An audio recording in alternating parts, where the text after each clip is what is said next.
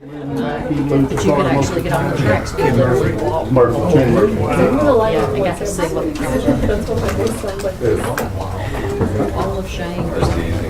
It's kind of like that hairpin. You don't finish right. So that was cool. Yeah, I like hair. Good evening, folks. We will call this meeting of the Macon County Board of County Commissioners to order. And first of all, we thank you for being here. We hope everybody had a good Thanksgiving, and we wish everybody a wonderful Merry Christmas. We do have a pretty extensive agenda and some very important things. As you see, we're a little bit short-handed. Chairman Tate is out of town. Mr. Gillespie is on his way from Greensboro, but he's also hung up on I-40. So we don't know if he'll, but we're going to continue on with the business of the county, and we thank you for being here. If you saw the agenda, things are a little bit different. At the first meeting in January, by our bylaws, we elected chairman and vice chairman. And so at this time, I'll turn the meeting over to our county manager, Mr. Derek Rowland. As Commissioner Bill stated, the first meeting in December is the election of officers for the Macon County Board of Commissioners. And with that being said, and no further ado, I will now entertain a motion from the board for a nomination of board chairman. Mr. Manager and fellow colleagues, I'd like to nominate our current chairman, Mr. Jim Tate, to remain chairman of this board. Chairman Tate has done a good job, in my opinion, and I think in this board's opinion. So at this time, it's my pleasure to nominate Mr. Jim Tate as chairman for the ensuing year. Second. Have a motion and a second. Is there any discussion?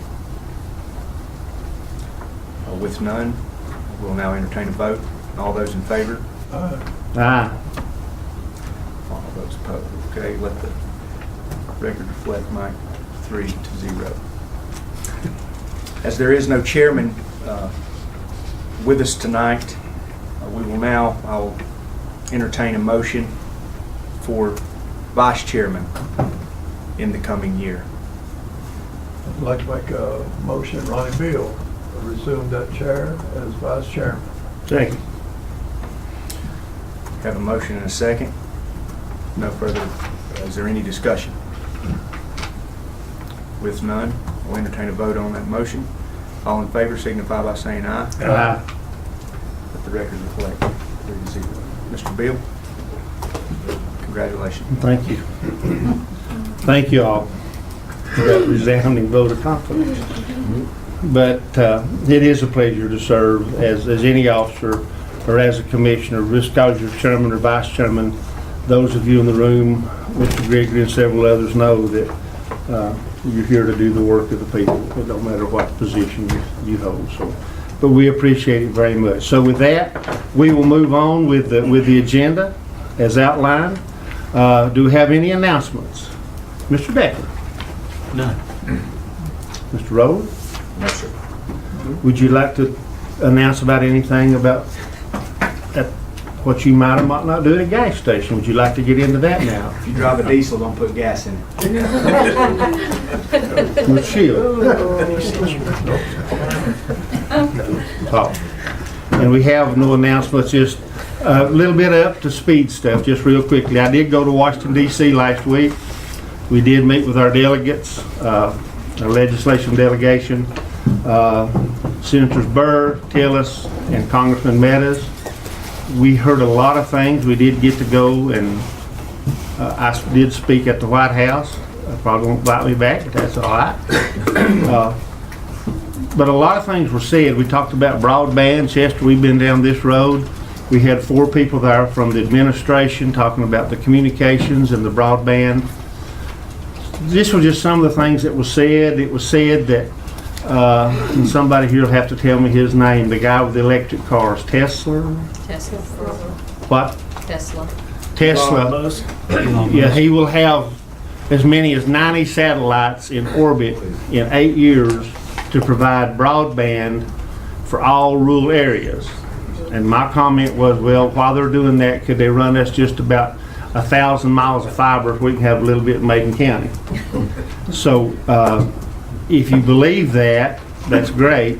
But now there's some money there for broadband, and that money is outside. They have a continuing resolution on the federal budget. So that money is there. We are going to be watching for that. Senator Burr and Congressman Mehta said that, and really and truly in North Carolina, there's no more need than West North Carolina for broadband service. And it's a utility. And the scenario I used was, what if they'd done this with electricity? Well, we'll give electricity to all you people on Burningtown, but now you people on Colossaga can't have it. It's a utility just like anything else, and it's not a necessity, it's a need now. So we talked about broadband, we talked about payment in lieu of taxes, we talked about an array of subjects. So, and if you got any questions on that, we can talk further. But it was an interesting trip. It's always interesting to go to Washington. Also, we had a meeting with the RPO about what's coming to Franklin as far as DOT. The DOT is going to go through some changes. As you know, the gas tax no longer takes care of our roads. More and more people have gas efficient cars and trucks. I don't. Some people do. But then electric cars, they're saying that passenger cars can, in 10 years, will be the majority of the cars on the road.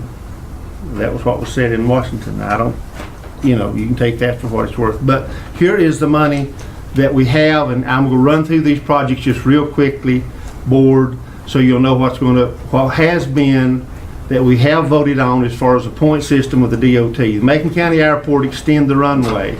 That is active, and the let date will be in 2022. And that is active, and that means it's on the board and going to happen. Depot Street from 441 Business, East Main Street to SR 1667, Warrior Street. Construct missing sections of the sidewalk along the west end. That is active, and that has been funded, and that is also to let in 2022. US 23441, Wide Horizon Drive to Belden Circle. That is active. That's the second section going down the Georgia Road. That is active, and the surveying is continuing, but that is also to be let in 2022. NC 106 from the Georgia line to SR 1618 Glen Falls, that's on hold. There are going to be some maintenance done, extensive maintenance done on that area, but it is on hold. The rest of these things, we have bridges.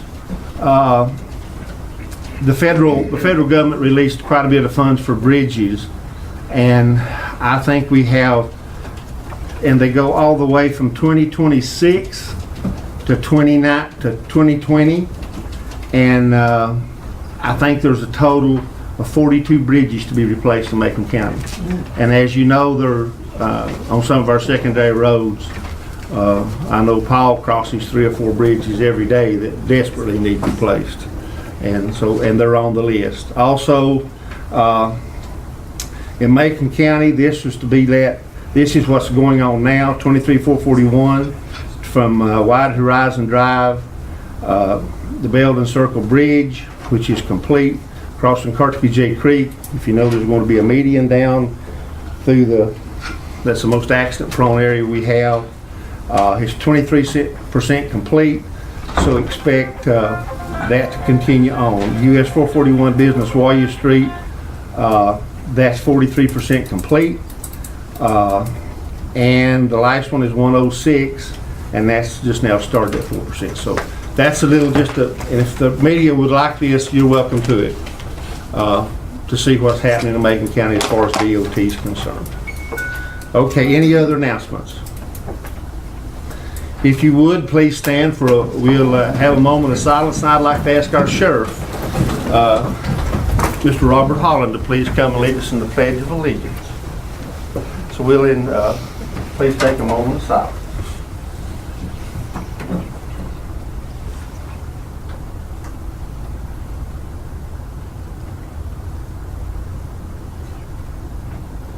Sheriff Hall. Salute. I pledge allegiance to the flag of the United States of America and to the republic for which it stands, one nation, under God, indivisible, with liberty and justice for all. Thank you all so much.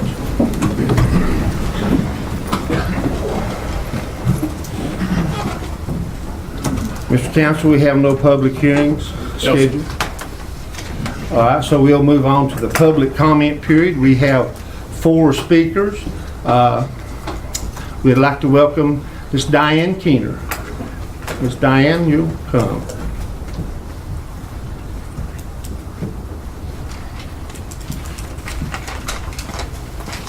I want to take this opportunity to personally thank each of you for the opportunity to serve the citizens of Macon County. For the most part, I've truly enjoyed my career with Macon County, and on December the 19th, next Thursday, I'll work my last day for the county.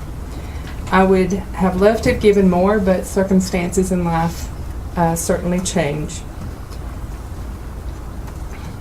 I would like to encourage you as leaders to listen to the employees of Macon County. Encourage them to be the best that they can be, and when they feel that they just need to be heard, listen to them. Recently I heard a phrase, "I'm not interested in history." Well, that saddens me. History is a phenomenon. It has a story. History stands for the knowledge acquired through time. When we listen and respect the employees that have been here for a number of years, then we prevent mistakes that have been previously made. We will also get an understanding of the policies which were successful and also the ones that were not. This kind of analysis will increase our understanding of people and the ways to deal with them. It will allow employees to use that knowledge and encourage them to ask people of longevity their opinion. This mentally will pave the way for a successful, fruitful, and productive work environment. That will in turn provide better relationships for those that need and depend on our employees and services. I have enjoyed it. It has been an adventure. I've met some incredible people, and I wish every one of them was here so I could personally say thank you for what they've given me. Diane, we can never thank you enough on behalf of this entire board, and more especially the citizens of Macon County, those of us who have been around a while. We just earlier tonight, for y'all don't know in the audience, we recognized our 10, 15, and 25-year employees. And we certainly recognize we've got dedicated employees like yourself that's dedicated to the service of people in Macon County. We'd be nothing, we have no reason to be here. So thank you, Diane, for all you've done through the years for Macon County. We appreciate you.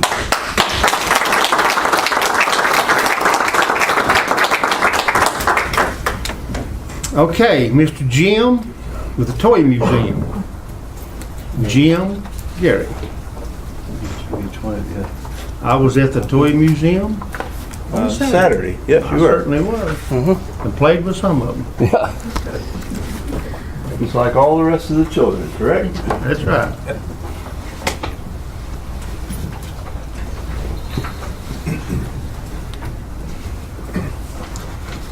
My name is Jim Gary. My wife Sandy and I moved here 13 years ago from Goldsboro, North Carolina.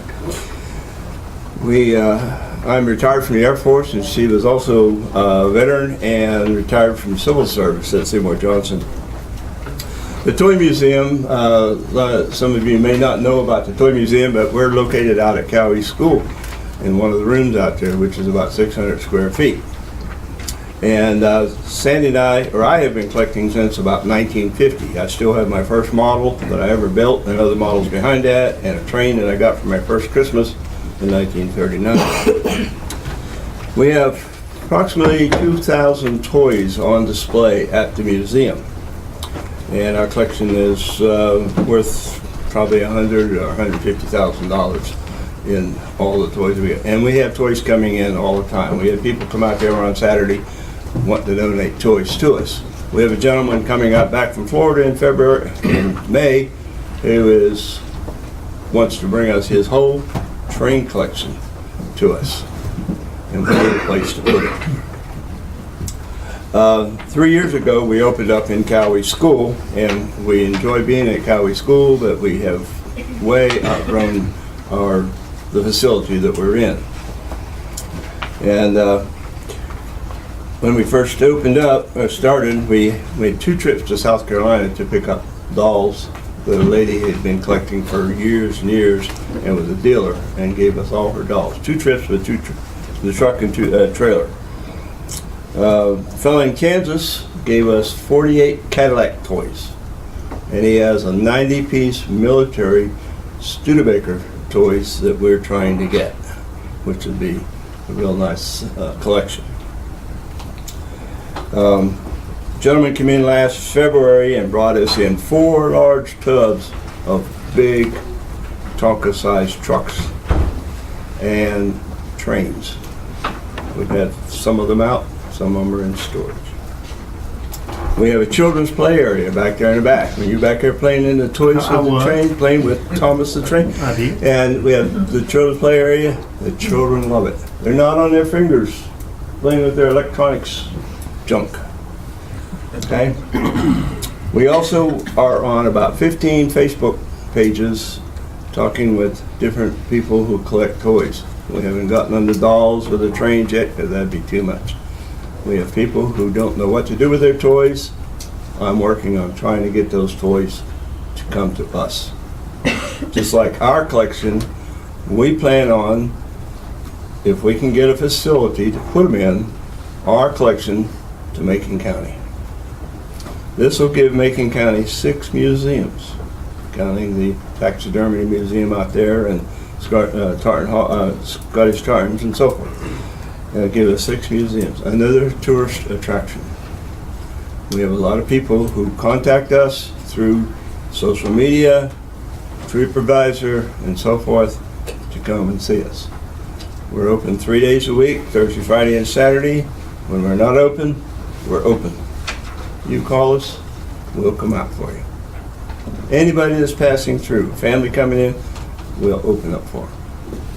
We're closing up as of next Saturday, the 14th, for the winter, but if we're in town, we're open. And we're going to, we're going to be doing some changes in our displays, in January and February. We need approximately 1,500 to 2,000 square feet of a building. We can't afford to buy it. My wife and I, on our retirement, we're trying to support this whole thing for the county. We are currently under the Historical Museum as far as the 15501 goes, and they're supporting us just by being there for us, not any other way. So, we would like, if the county can help us find a building for us, that would be great, because we want this to go back to the county. We want the county to have it. And whatever we can bring in from other people, from other areas, that's what we want to do for the county. So, and we'd like to invite all of you to come out to the museum. You have another card, your RAT card. Give me a call. I will be glad to open up for you. Come out, come see us. Yeah. All right. Okay. Thank you very much. Any questions? Go ahead and shoot. Go ahead, Paul. No, I just thank you. How many museums do we have here? We have 6. 6. We have the Taxidermy Museum out there on Highlands Road, the Scottish Tartans Museum, Ruby City is a store, but it's a museum also. The Historical Museum, the Gem Museum. Now, I don't know what's in Highlands. I didn't count Highlands. I just counted, in our own area. You're We number would be 6. number 6. Pardon? You're one of the 6. We would be the 6th one. Mm-hmm. Let me just say Unless this I missed about, something, I'm sorry. for those of you who never saw the toy museum, one thing, it has Jim's, the first train that he ever had as a kid. It was running. But what I thought of when I walked through it, I thought about all them I tore up. That's now worth money. And this stuff is not, as Bob McCullum will tell you, it is good stuff. I mean, it is almost mint, everything, from pedal cars. So he'll certainly take you down memory lane if you go.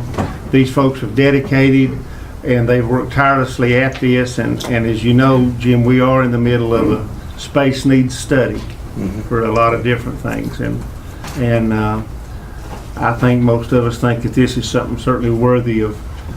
Was a pedal boat, a very rare piece. You saw it. Oh yeah, it's some neat stuff. Thank you very much. Thank you, Jim. Thank you for all you do. And thank you for you and your wife's service also. Okay, thank you. Thanks, bud. Okay, next we have, make sure I get the last name right, Andy Shamar. That's correct, thank you. Come in, Mr. Shamar. You're going to be speaking about the Macon County Library. Yes. Good evening all. Thanks for letting me speak a few minutes for you. I am speaking on behalf of the Macon County Library Board. I was appointed to the board 15 months ago and have learned much about the county's library system in that time with my tenure on both the county board and the Hudson Library Board simultaneously. Other members of the board have addressed you all over the past several months about activities going on with the county library system, and we hope to continue to do so on a monthly basis. One of us come in and let you all know what's happening. In October, we were pleased that Commissioner Higdon and County Manager Rowland joined us at our bi-monthly meeting, and I'd encourage all of you to try and do so on a regular basis so that we can keep you briefed as to what's going on. You can see how we represent you as the commissioners and as well as represent our respective libraries and our fellow residents. My primary purpose tonight is to speak briefly about the Comprehensive Space Needs Assessment Report prepared by Mosley that was presented initially. The initial report was presented to you last month, and specifically talk about the Nantahala Library, which I think most of you are very familiar with. We were encouraged to see that the report said that the current facility was not suitable for continued use and should be demolished. I'd like to make a couple observations along those lines. We very much appreciate the interest of the commissioners and the county manager in that facility, and have personally taken an interest in doing so. We agree fully with the report's conclusions, again, that it's not suitable for continued use and should be demolished.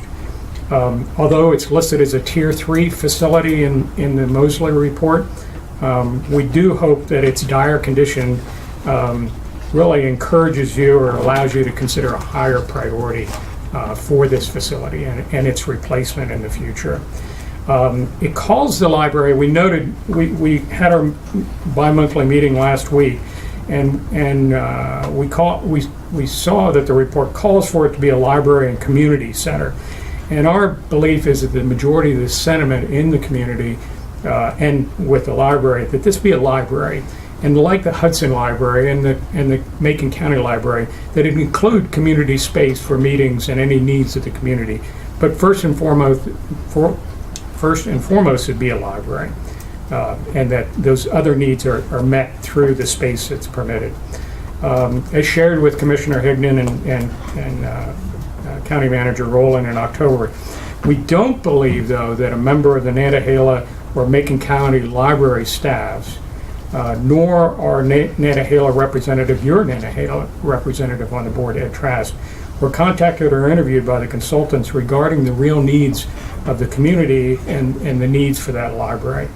Additionally, the space programming questionnaire that's included in that 900-page report, amazing, were completed by other county departments, I'm pretty certain, but not by the Macon County Library staff. So we would ask that before the report is finalized or as an addendum, that questionnaire at least go to the county library staff.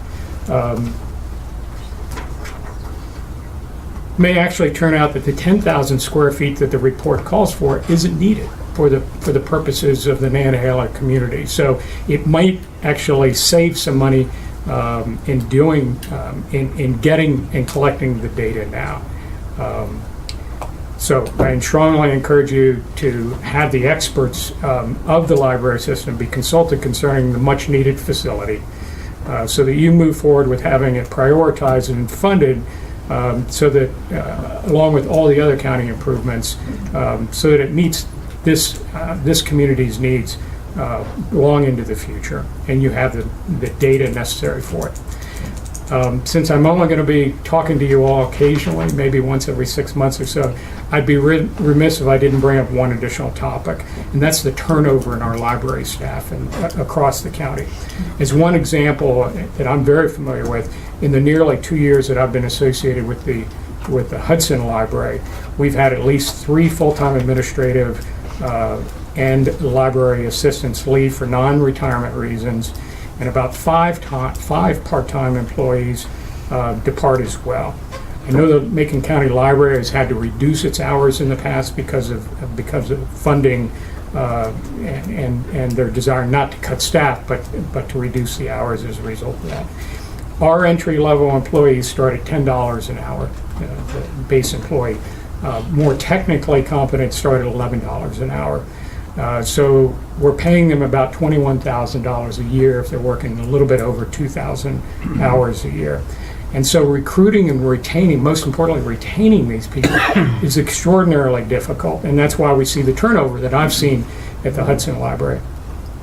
Many of our employees, many of the county's employees, library employees, have to have second and third jobs just to make a true living wage or to stay above the poverty line, or what's considered the poverty line for Macon County. And if you go online, there's actually a great county website by MIT that takes all the counties across the United States and shows the average wages as well as the non-poverty, the wage that is non-poverty level and then 2 levels below. Thus, I'd ask that when the 2020 budget is considered in the coming year, that you look closely at the line item for your county libraries with an understanding that the high turnover rate may actually be costing us more than a slight increase in the salaries that we end up paying these people. So thank you for your time. Appreciate your interest. We appreciate your great interest and time and support to the county library. Just so we have the people that's here has an understanding, the employees are employees of Fontana Regional Library. They're I not understand. county employees, so. I understand that. So And just so everybody else understands. thank you. Thank you. And $1 million is, I believe, if I recall, $1 million of county funding goes to pay for That's the just operation. part of the funding. I think it ends up at $1.4 million.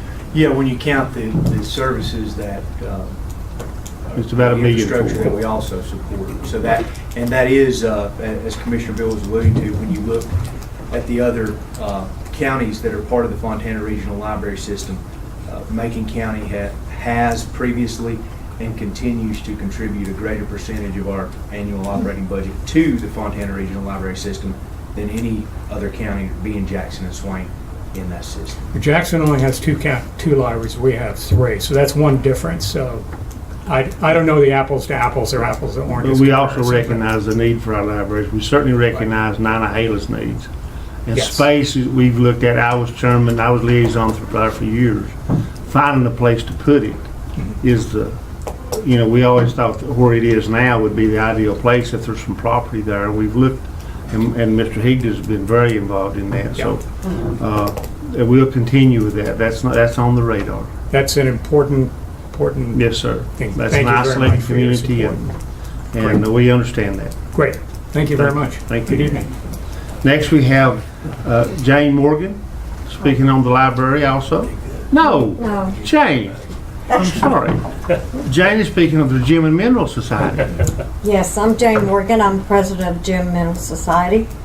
And I'd like you all to think about, instead of a year-to-year lease for us, to go back to like our original, like a 5-year lease, so that we don't have that hanging over our head every year, and so that we can start making some much-needed repairs to the building.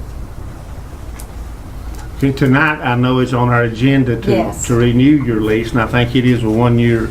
It is, Yes. and candidly, I just saw that it was coming up and it was going to expire, and I thought we better get something in place. Right. If it's the board's pleasure to go Council, could longer. we Could we go ahead and approve the 1 year tonight, and maybe between now and the end of the fiscal year, maybe come back to that and look at that? I just did some calculations, and if the board wants, the present lease expires at the end of January 8th, which happens to be your next meeting date.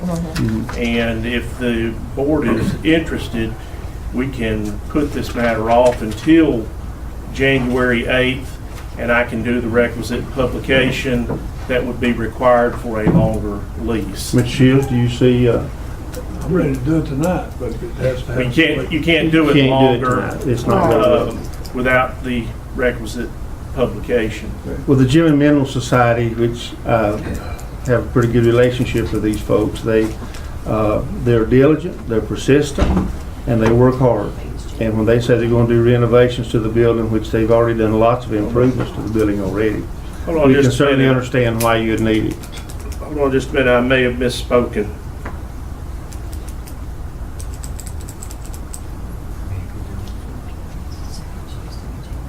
Yeah, I was looking at, when I looked at my calendar, I looked at the wrong year. Our meeting is going to be on, January 14th. yeah, it's going to be the 14th, and it'll be after the expiration.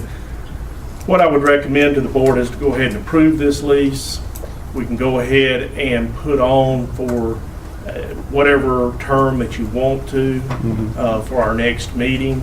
We can rescind the lease and then go into a longer term lease. Does that cause a lot of work for you, Chester? No, it's not going to be a big deal. It's a matter of taking what I've done and changing a few dates. Do you have any questions, Miss Jane, about that? No, I don't. Okay, so that'll Mr. Higgins. That's good.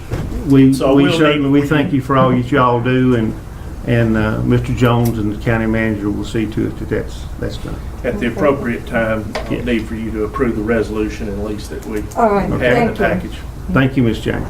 Do we need to- Anybody else from the public would like to speak before we move on? Mr. Vice Chair, Your name is I forget. Mr. McCollum. Sure, approach. Just, Come on. Since I'm here on the same matter that she is the lease at Cowee School, Yes, sir. is to get an extended 4 or 5 year lease. So come on up, Bobby. Okay, I'm gonna take a second. This is Mr. Bob McCullum, Represent Cowee School. 1973 graduate, Franklin High School, wonderful class. And he is chairman of the board at the Heritage Center at Cowee School. So go ahead, Mr. Bob. Well, the school is basically going to ask for, we're on a 1 year lease now, we were going to ask for a 4 or 5 year lease on the building. One, it helps us, we now have a strategic plan in place that goes out 3, 5, 7, 10 years into the future. But mainly it would help us with the grant organizations that we're applying to, because now they want to see our articles of incorporation, they want to see our last 1099. We're a structure-oriented facility, and they're interested in what type of ownership or lease we have on that building. If we go for a grant that extends outside our lease period, they're a little hesitant to even consider us. So We also noticed essentially, that both places are going to be surplus. Yes, and that's a matter of procedure when we're entering into a new lease. We have to again. So Bob, you understood what we talked about, Ms. Morgan? yes, To do the same thing, we could Yeah, I think certainly, we'll have to do the same we have to do thing. the same thing. yeah, and we'll go ahead and approve the 1 year, and then we'll come back. I think yours actually expires at the end of the 31st of this month, and Right. you'd have a gap if we waited otherwise. That's fine, that's fine. Just let me- Thank you, Bob. Thank you, everyone. See you. Anybody else? Okay, we'll move on. Addition, changes to the agenda. Mr. Manager. Thank you, Commissioner Bill. I'd like to add 2 appointments. We have 3 appointments that we'll need to discuss for the Economic Development Commission. That will be under 15A under consent. That will be under, 15A under the consent agenda. it's going to be under 15B appointments. Or 15A, yeah, it'll be under item number 15. B. We'll just add a B there for Okay. Economic Development Commission. Any others?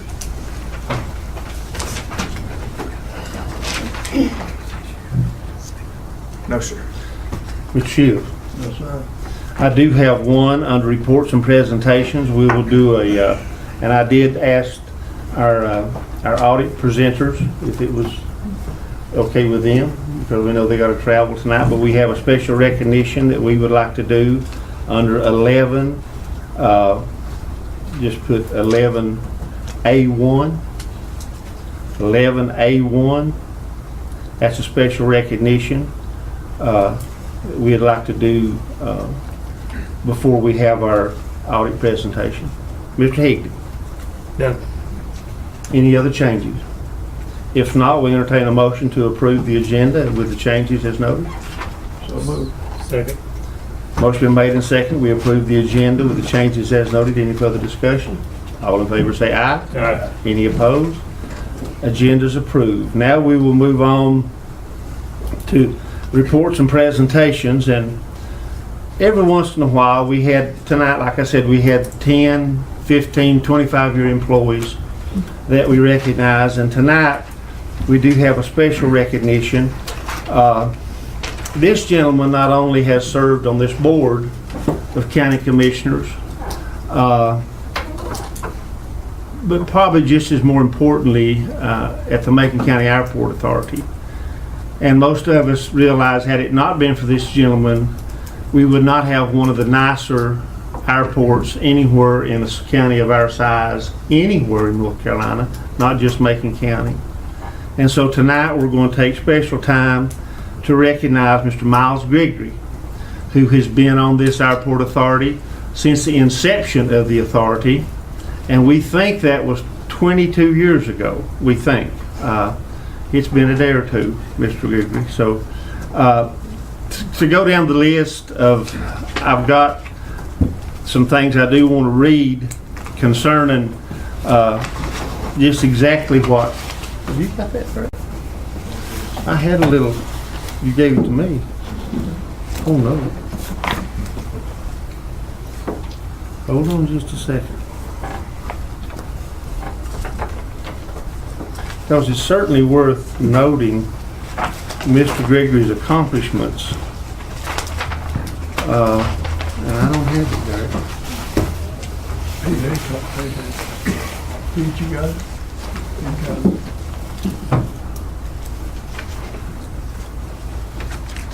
I'll just use this one. Mr. Gregory has served on the Macon County Airport Authority, as I said, from its inception. This is his letter to the board. He said it's been a great honor and blessing to serve on this important board. It's been a great experience to serve with a great board and also with the commissioners. Our board has enjoyed the full support of county commissioners from day one. I feel the lion's share of the credit for the progress of the airport goes to the Macon County Commissioners and the citizens, for without their support the county would not have been able to accomplish the steady improvements at the airport.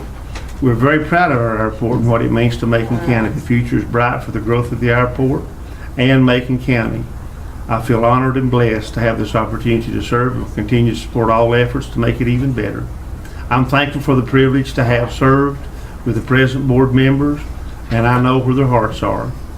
So make a long story short, I'm resigning from the Macon County Airport Authority effective immediately, and I wish everyone the very best. God bless the Airport Authority and the Macon County Commissioners, and God bless all of Macon County. Sincerely, Miles Chairman of the Macon County Airport Authority. So Mr. Gregory, if you'd please come to the podium. And I think Mr. Haycock, we have a presentation. Mr. Higdon, Mr. Shields, if you'd join me down here at the podium. Paul?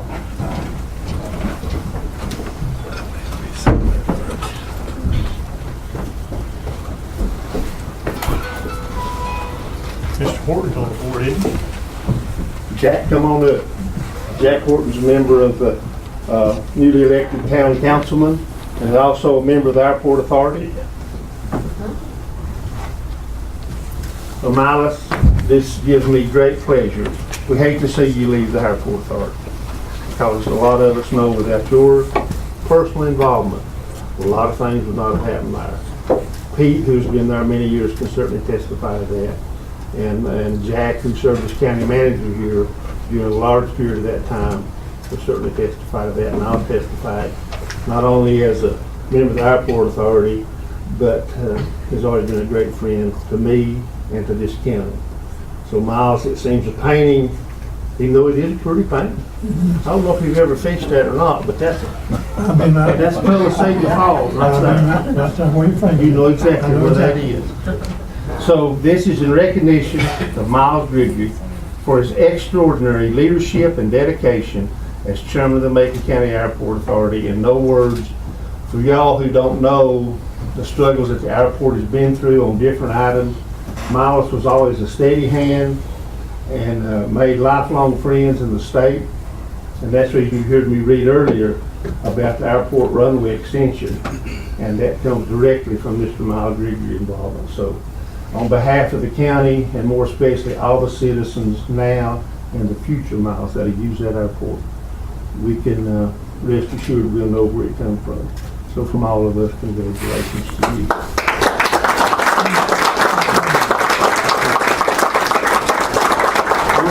I'll hold the painting. You're okay.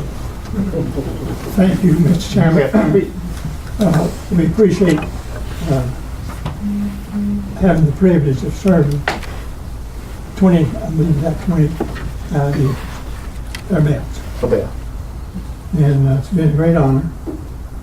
And there's an old saying that I heard long ago. It says if you're driving down the road and you see a turtle sitting on top of a fence post, you know it didn't get there by seconds.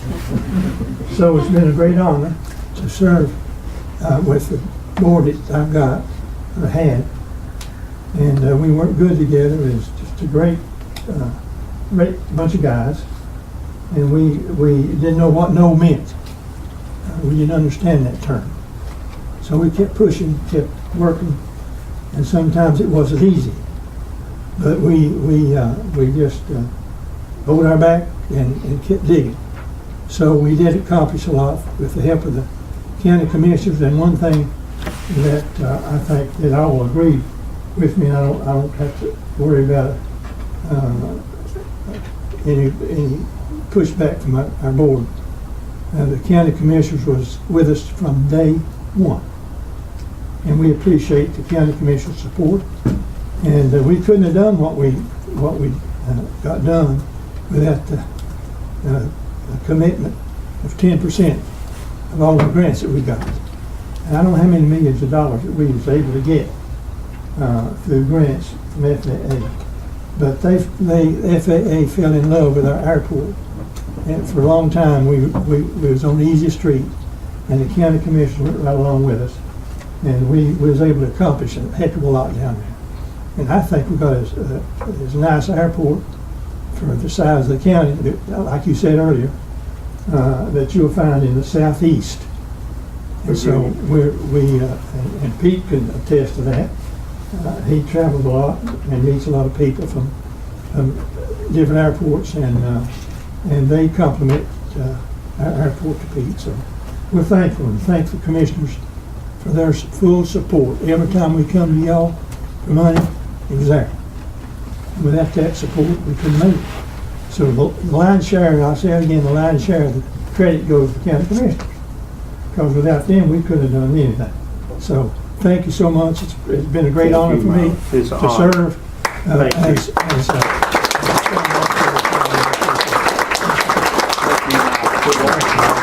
I'd like to recognize Mr. Pete Haycock, who has also been on that. He's been great. He's been on that board for many years too, and have worked very hard. You don't hear much from the Airport Authority, but the Airport Authority is its truly own little government. They operate on their own. They've had great leadership with Miles and Pete. And Pete, I know you have like to say a few words. Well, I just want to say that we've come a long way, as Miles said.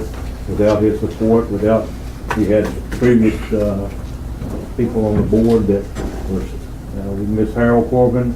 He was a great motivator. They worked together with everybody. There was no conflict.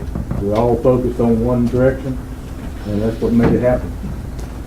And due his leadership, Miles Gregory. And that is Miles Gregory. And Pete is still on the board, by the way, and one of the newer members of the certainly not new to Macon County, but to the Airport Authority, but who knows, has vast knowledge of the Airport Authority, Mr. Jack Horton. Mr. Horton? Well, thank you, Mr. Bill. It's kind of like deja vu walking into this room again after so many years, but appreciate, as Miles says, we really appreciate all the support that we've had for the airport through the county commissioners, and that's what made it work. This Miles Gregory fellow here you stand in front of you, I've known for a long time. In 1978, he was elected county commissioner in Macon County. Remember that, don't you, Miles? And I was over in Swain County at the time, and we talked him into running for the chairmanship or the presidents of the County Commissioners Association. Hadn't been anybody west of Asheville ever in that position before. Miles ran, he got elected. Now we've got two. Mr. Beal has been past president of the County Commissioners Association. You can see the leadership that we have here in Macon County. And Mr. Gregory nominated me. Absolutely. And so he's full of surprises, though, I'll tell you that. But I hadn't been on this airport authority very long when he decided it's time to retire, because he did that in 1986 when I came to work here. Miles had an opening here in 1985, and I talked to Miles and said, "Would you come up here and do an interview?" So I did, and one thing led to another, and I became the manager here in 1985. In 1986, Miles was running for re-election. And we had a meeting on one day, and filing closed at noon that day. And it was about 11:30. Couldn't you have got in the car? It was about 11:30, and Miles says, "Well, I got to go." And one of the other board members says, "Yes, he's got to go. He's got to go. He's going to come downstairs," we thought, and file to run for another term on the board. And Miles told me this himself. He said, "I took the elevator down, and I got off the elevator right out there in that hallway instead of coming on down to the basement." He said, "I looked to the left, I looked to the right, and I decided I wouldn't want to run anymore, so I went to the car." He's full of surprises. But I'll tell you what, his leadership has really been a treasure for this county in a lot of ways. And we're going to really, really miss him on the airport authority. But he's not dying. This is just a retirement. So I told him we was going to be picking his brain from now on. If anything comes up that we need to know about, he knows everything that you need to know about the airport authority for the last 20 years. We appreciate you, Miles. We love you, and we're just going to miss you a lot. And we wish you the best of luck for whatever you do from here on out. And a good saying that sticks with Miles Gregory is they never build monuments to critics. Never, ever build monuments to critics. Right. So let your time in public service stand for more than just an argument. That's what this man does. And that's what he has done for ever since I've known him, and that's been, I was 5 years old. But it's been a pretty good while. I hauled in the church for you. Yeah, that's right. So thank you, Miles. We appreciate you, and we can't thank you enough for all you've done for the citizens. Thank you, and the county, all the county commissioners. Thank you very much.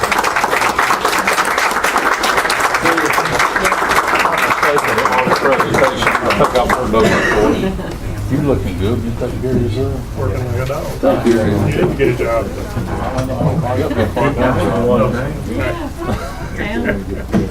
You moved in next door to Bob down there. I'm gonna call you, come down sometime. Good seeing you, Jack. Good to see you too. Last 5 minutes. Bill, always a pleasure. Sorry if I see you say. Thank you, tell Eddie hello. I'll see you. Thank you. All right. Thank you all. And now, thank you ladies for waiting. Lori, would you like to introduce our guests? Yes, tonight we have Brandy Fesperman with Martin Starnes Associates going to be presenting. And Yang Clip, she's my coworker. Pull the microphone down just a little bit so we can hear. Yang Clip, she's my coworker. She's here to Is it serve on? today. I don't know. I'm really light spoken. You're gonna be able to hear me? No. I couldn't hear if you're allowed to. I can hear, so sure. I can Well, hear I feel a you. lot more confident about this Oh. presentation. Yeah, I gotta put it. Okay. Okay, well, my name is Brandy Fesperman. I'll be presenting on your 2019 financials, mainly focusing on your general fund, and we'll touch base on your enterprise fund towards the end. First, I would just like to thank the board for allowing us to be your auditors again this year. And I would also like to thank Lori and the rest of the finance department. They are great to work with, and we really appreciate that. We issued an unmodified opinion this year. That's the best that we can give. It just means that we didn't have any material misstatements that would mislead a reader of your financials. And I need to follow this, I guess. Let's see. And here you can see your fund balance over the past 3 years. You had an increase of $634,000 in the current year. Your revenues exceeded your expenditures by $3.4 million, but once we added in your other financing sources and uses, that left you with an increase of $634,000, which left you with a total of $29.2 million. There are 5 different classifications of fund balance, and for the county, you had $397,000 in non-spendable, which would be your inventory and your prepaids. You had $4.6 million in restricted. 4.2 of that was your stabilization by state statute. The county did not have any committed. Your assigned was $250,000 for subsequent year expenditures, and that left you with unassigned of $23.9 million, totaling to the $29.2 million.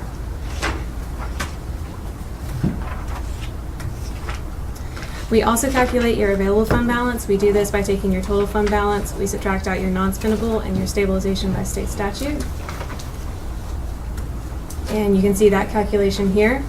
That left the county with $24.6 million in available fund balance compared to $24.8 in the prior year.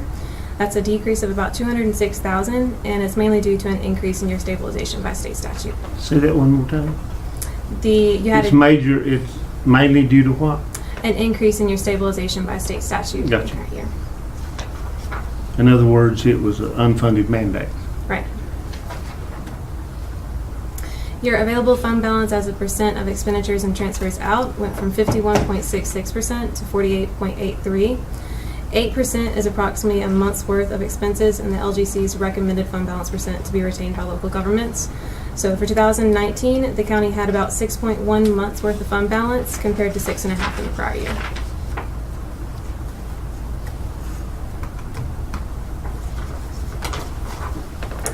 The county's revenues went from $50.5 million to $51 million.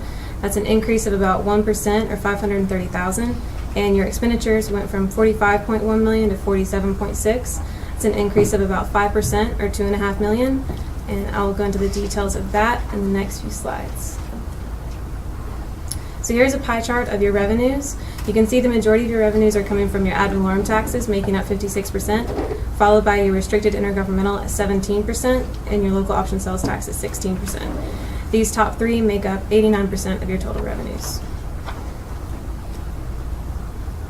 Your ad valorem taxes went from $28.3 million to $28.4. It's an increase of about $119,000 or 0.4%. So it's pretty comparable to prior year. Your restricted intergovernmental went from $8.8 million to $8.6. This was a decrease of about $208,000 or 2.4%, and it's mainly due to a decrease in your federal and state grants in the current year. Your local option sales tax went from $7.9 million to $8.3. This is an increase of about $479,000 or 6.1%, and it's just due to an increase in collections in the current year. And on into your expenditures. The majority of your expenditures are coming from your public safety department at 29%, followed by your human services at 24%, and then education at 20%. These 3 make up 73% of your total expenditures.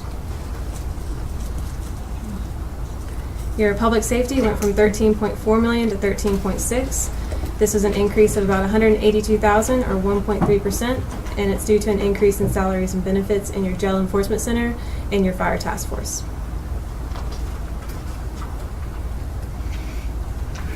Your human services expenditures went from $10.8 million to $11.2. This is an increase of about $455,000 or 4.2%. This change is mainly due to your social work services or special programs increase of $181,000 in the current year. And your education expenditures went from $8.7 million to $9.7. This is an increase of about $1 million or 11.5%, and it's due to an increase in your public schools' current expenditures and capital outlay.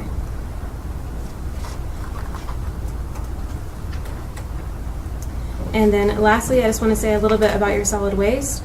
Your cash went from $12.6 million to $12.9. Your GAAP net income went from 508,000 to a negative 611. This decrease is mainly due to an increase in your landfill closure and post-closure care costs. Your cash flows from operations decreased from prior year. You just had more cash paid for goods in the current year. And then your unrestricted net position went from a negative 279,000 to a negative 1.6. This decrease is due to the OPEB liability and your post-closure liability increase.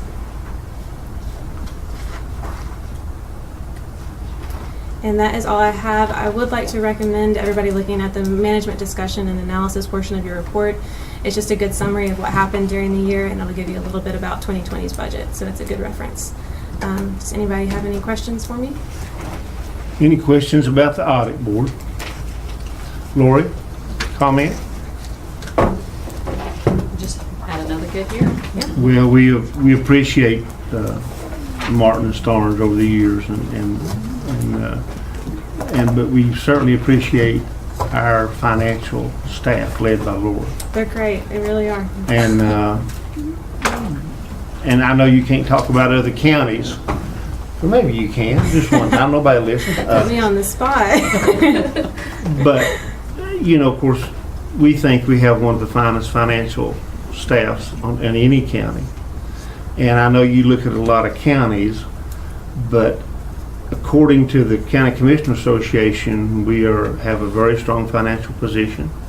We try to keep our taxes low, and that's because of good management from our county manager, and a lot because of this lady sitting right here.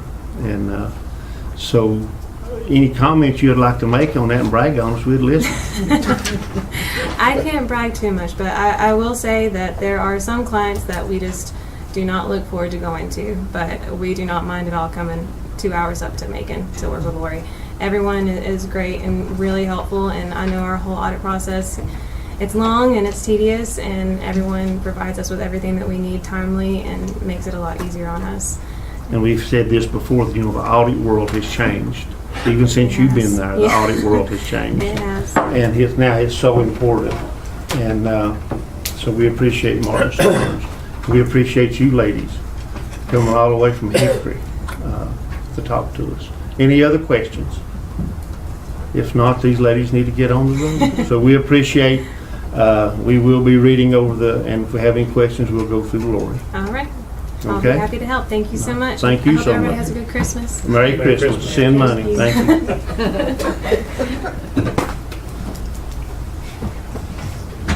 Congratulations, Lord, to you and all your department. Got any pens? Mr. Manager, you got any comment on the audit? Just echo what Lori said. Had another good year. Appreciate Martin and Starnes and everything they've done for us. But that good year culminates to all the hard work of those county employees, such as the ones we recognize tonight with the service awards. And without not only those employees, but county employees across the board, we wouldn't be able to sit and listen to a glowing audit presentation such as the one we had tonight. So at the end of the day, all the thanks goes to the Macon County employees and the great job they do keeping this organization running. It's an honor to work alongside of them. Just one comment. You saw the number about our fund balance. When people say, well, that's way too high, that's way too high.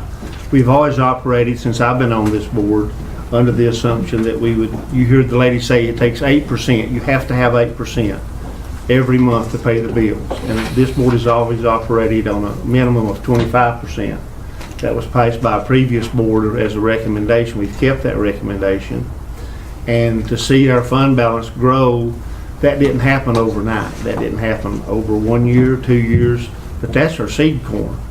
Without that, some of these projects that we're going to be talking about in the near future, that's all you could do is talk about them. So our fund balance is important. It's there to use on things that we need to, that's not reoccurring expense, and I think the county manager do a great job with that, so we appreciate it.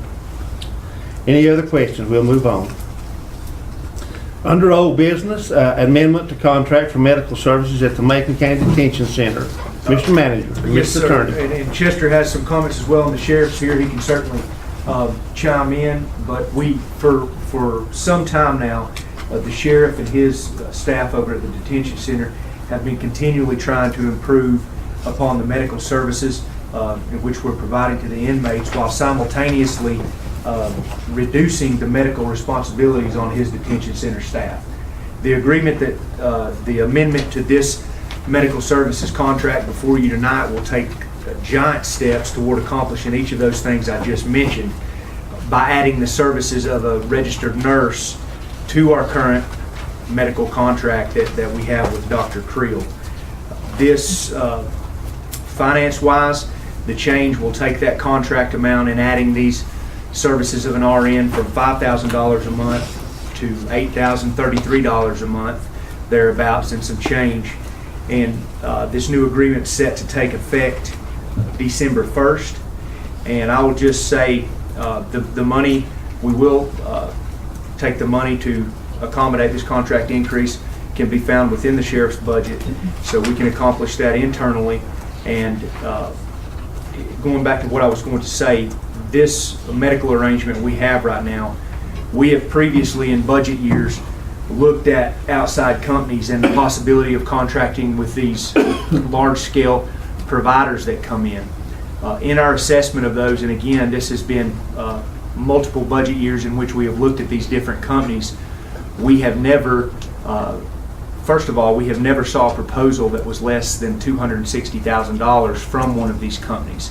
And even at that $260,000 level, we never had the luxury of having a medical doctor on call and available to be at the detention center 24 hours a day, 7 days a week. That is something that, Derek, Lieutenant Jones, and the sheriff each can tell you that is a luxury that we're blessed to have here in Macon County under this current contract arrangement. And with the addition of the registered nurse, it's going to make that contract that much better as far as medical services at the Macon County Detention Center are concerned. Sheriff? I think he said it perfectly. There was a couple of things I wanted to say, but he filled you in right there. One of the main things is the cost. We're one of the only jails in Western North Carolina that doesn't have a organization that we're contracting with to do medical. We're able to utilize Dr. Creel, but we're also saving half the amount of money. Right. And I think that's a huge plus. Plus, we know Dr. Creel, we know the nurse, and with all these other organizations, you don't know who you're going to have today. And so it's a real benefit, and it's a real addition to our detention center to know the doctor and to know the nurse and be able to call them anytime that you need them. And to add on to what the sheriff said, as we had mentioned, these groups we have reviewed have been upwards of $200,000, $260,000, and even with this contract amendment, we will still be paying less than $100,000 annually for the medical services that we're receiving, that we're providing to inmates at the detention center. And I also think it needs to be said, Lieutenant Jones and Sheriff, that this is also a liability issue, a huge liability issue to the county, which we almost had to face not long ago, with deputies dispensing medications almost on a full-time basis, Lieutenant Jones, and I know that. Every day. So it's also, as Mr. Jones will tell you, one liability case when something terrible goes wrong, that would pale in comparison to what we're going to be paying for professional services. So with that, any more comment? I would just simply say as you know, we entered into a new contract with Dr. Creel back in September. He was kind enough to work with us to see what improvements he could offer. This is a product of that. And probably the biggest thing that will change the existing contract is that there will be a registered nurse present 5 days a week between 8:30 and 3 p.m. and she will be taking the responsibilities of the medication disbursement during that time, which addresses one of those things that Vice Chairman Bill referenced a moment ago about liability. She's trained to handle that. And Board, any questions to the sheriff or the county manager concerning the contract for the amendment to the medical services contract. Since he's here too, I'd like to say that he works closely with our health department, and it's a team.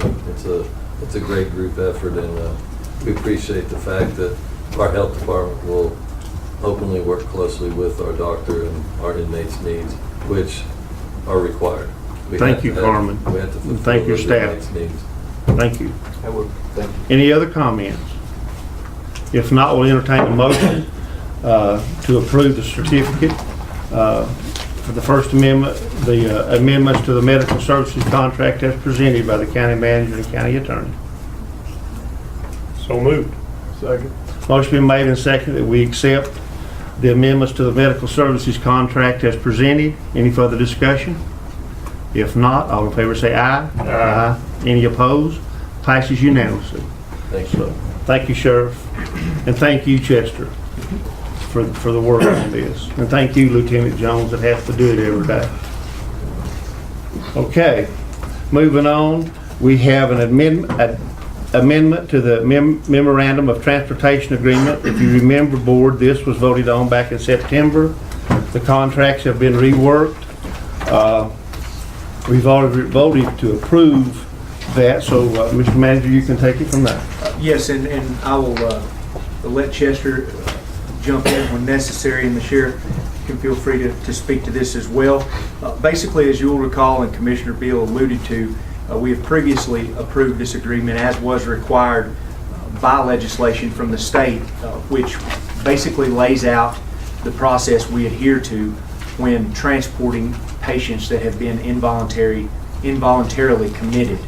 This agreement was approved back in October of the current, or no, I think it was It's in August, September. It was in September of this current fiscal year.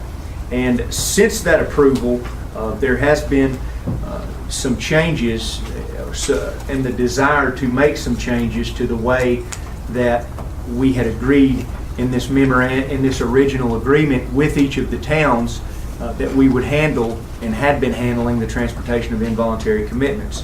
That change involves contracting the transportation for these involuntary commitments out to a third-party provider, which we will discuss in greater detail when we get to that segment under new business. But for the purposes of this agreement, it will be a change to the way business is conducted concerning the transportation of involuntary commitments. In making that change, we will be the first ones to approve this amended Memorandum of Transportation Agreement, and following our approval, it will also need to be approved by the town of Franklin and town of Highlands. And the main change again is we're incorporating the services of that third-party transportation provider into this agreement. Chester, do you have? Yeah, just in a nutshell, we approved the first memorandum of agreement fairly quickly because of the statutory deadline. I think even at that time there was some discussion about possibly utilizing a third-party transportation provider in lieu of the sheriff, at least some of the time, even at that time, but there simply wasn't time to negotiate the contract and get it in place by the state's deadline for this memorandum of agreement. We've since worked with the proposed provider, and your county manager has negotiated what he believes to be favorable, very favorable terms to the county. At this particular point in time, I believe his recommendation is to adopt this amendment to the transportation agreement with the understanding that it will be presented to the other parties to that document, and that the other interested folks in this process will be alerted to this change. Mr. Manager, anything else? No, sir. As I said, we'll discuss in greater detail the third-party transportation agreement under new business. Sheriff, do you have anything on the amendments? What he didn't say is he worked magic. Okay. So, gentlemen, you have the amended Memorandum of Transportation Agreements in front of you. You have the transportation service contract and the amended memorandum. Any questions for the manager, the attorney, or the sheriff? thank Chester, he did a lot of, Yes. And and I'd like to thank the negotiator here. yes, he worked magic. And basically, we looked at it every way, and the sheriff can comment. This is not to only open up the people who the calls continue to increase to the sheriff's department, but to have somebody on the other end of the state when you need them on the road, sheriff. So that was one of the main reasons, is to help benefit our sheriff's department also. 134 last year, and then we're at 199 today, and we had the transfer report to the coast today. And that's the wear and tear not only on our officers but on our vehicles. So, any other comments before we ask for a motion? Make a motion to accept it as presented. Motion. Did you second, Paul? Yeah. The motion been made and seconded that the Macon County Board of County Commissioners agree on the amended memorandum of transportation agreement and the not emergency transportation services contract. Any further discussion? If not, all in favor say aye. Aye. Any opposed? Okay, thank you very much. We'll move right on. Next we have the resolution declaring, can we do these together, Chester? We have to do them separate. As far, These leases? I think you should handle them separately. Separately, Yes. okay. First of all, we have a resolution declaring the old Macon County Jail, current location of the Gem and Mineral Society, surplus property and accompanying lease to the Gem and Mineral Society for the period of January 9, 2020 through January 8, 2021. As you heard our previous discussion, we'll probably revisit this as they've asked for extended lease. Are there any comments or questions concerning those leases? If not, we'll entertain a motion to accept the resolution. Make a motion to accept the resolution as presented. Second. Motion been made and seconded that we accept the resolution declaring the old Macon County Jail, the current location Gem and Mineral Society, surplus property and accompanying lease to the Gem and Mineral Society for the period of January 9, 2020 to January 8, 2021. Any further comment? Yes, if I may get some direction from the board and some help. I think that lease had heretofore been running about 5 years at a time. Yes. Does that sound right? Is the direction of the board to prepare the new lease for consideration at January 2020 for 5 years? I would certainly think so. Jane said that, they want to do a lot of renovations and upgrades to the building, and I think it'd be only fair to them. And if you don't know the number of people who come to through that museum, I don't have those numbers in front of me, Jane might, but it's substantial, and it brings a lot of folks to Macon County. So I'll work with the county manager about getting the record. Mr. Higgins, is that okay with you? Yes, sir. Ms. Shields? Yes, sir. Okay. All in favor say aye. Aye. Any opposed? That passes unanimously. Next, we have a resolution declaring Cal East School as surplus property and accompanying lease to Cal East School Arts and Heritage Center for the period of January 1, 2020 through December 31st, 2020. Maybe that, and so that would be under the same gentleman, that's under the same guys as the Gem and Mineral Society. We'd like to extend their lease. If nobody was there on Saturday at the Heritage Center, you literally couldn't walk. I mean, there was so many people there. So they've done a great job there, and they also would like to do, as you hear Mr. McCullum say, they'd like to do some work and extend theirs too, Mr. Jones, if Mr. Shields, Mr. Higdon agree. The reference was for 4 or 5 years. I think you requested, as the commissioners have. I would think whatever 5 years, whatever we do, the general minimum that we'd do for them. Right. Are there any comment on the resolution? If not, we'll accept the motion. Motion to approve. Second. The motion been made and seconded. We approve the resolution declaring Cal East School building surplus property and accompanying lease to Cal East School Arts and Heritage Center for the period of January 1, 2020 through December 31st, 2020. Any further discussion? Be back here on that issue in January. On both of them? Yes. Yes, sir. If not, All in favor say aye. Aye. Any opposed? That's unanimous. Thank you, gentlemen. We'll move on.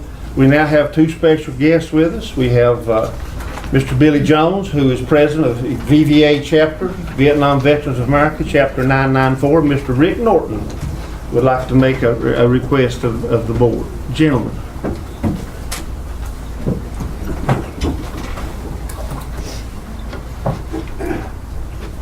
Welcome. Thank you.